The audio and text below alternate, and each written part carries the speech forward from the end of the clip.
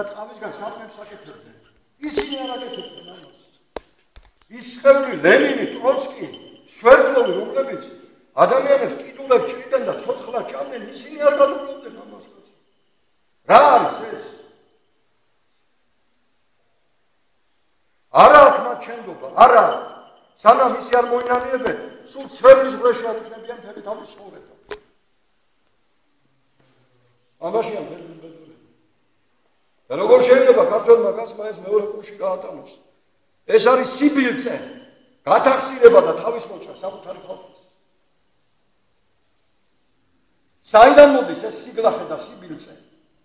ვინც უკვეთავს, ვინც აძლევს ამ ფულებს, ამ ჩვენ ხალხს, პოლიტიკოსებს და ხელისუფლებას, ისინი უკვეთავენ ამას. თქვენ იცით, რომ ბოდიში და იმ პიდარასტების და მამათმავლების და ლესბიანების პარადი თბილისში იყო და გამოვიდნენ და პროტესტი განაცხადეს, სოკოებით ამოვიდნენ, იქვე ამოვიდნენ ამერიკის, ინგლისის, საფრანგეთის, ჰოლანდიის ელჩები და თქვენს რას ქვიაო, თქვენ უբედავთ ამას, რომ ამას მოაკეთებენ, როგორ უნდა გააკეთონ? აი საიდან მოდის სათავე? აი ვინ არის ამის ყველაფრის სატანური ასე ვთქვათ ავტორი? შვილი არ აქვს კაცო, ძმა არ აქვს და არ აქვს. კაცი არ ახარ, რა ხარ შენ, ვინ ახარ? არაფერი არ ახარ საერთოდ.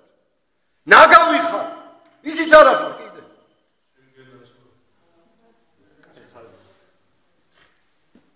ამაშია საქმე. არაფერი არ ახარ შენ. არაფერი, როგორ ბედავ შენ, რო ქვეყანა საერთოდ ენახები. ასეთ შემთხვევაში მთელი მთავრობა უპირობოდ გადადგება კაცო. ნამუსი ვისაცაა? ნამუსი ვისაცაა?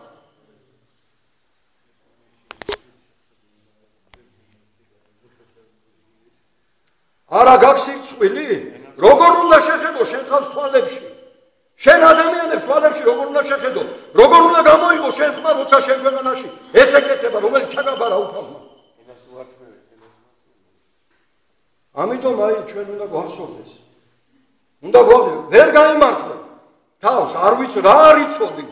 პატრიარქი რამდენჯერ გაფრთხილებდა ამბიონიდან საების ტაძრის.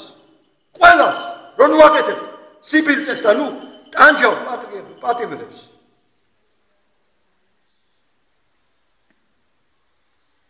აი ეს არის, ამიტომ აი ამ საქციელით